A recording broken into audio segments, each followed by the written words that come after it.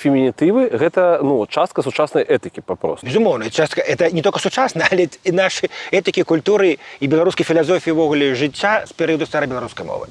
Я займаюся фемінітывамі старабеларускай мовы і сучаснай беларускай. Безумоўна, часткі, таму калі мы не фемінізуем, это не проста стылістычная памылка, на мою думку, гэта таксама ігнараванне неведання традыцыі, таксама гэта падтрымка каланіялісцкага дыскурсу. І калі наша ніва, якую я вельмі заўсёды ставлюсь і паважаю, але ясна, што она змяніла свой правапіс, але все равно то, что она змінила правіс, не значит, что она повинна адмовіцца ад фемінітыву. Але часто она специально робіць, пишет прокурор, і потім додає ім'я жанчыны. І она робіць так, як робяць расейцы. Окей? Калі наша ніва хоча прыраўняцца да расійскай мовы, і мне гэта, як сацыялінгвісту, вельмі цікава і важна сказаць, таму што гэта не агучваюцца. І зноў працягваюць прадукаваць стэрэатыпы і маргіналізаваць жанчын. Цяпер эпоха такая, пасля міту, пасля всего, цяпер мы павінны, не то, што мы павінны, мы працуем актыўна з гэтым ресурсам. Потому что приходишь в аудиторию, студентки, у меня теперь группа, например, політологинь, только одни девчата, ні одного хлопца.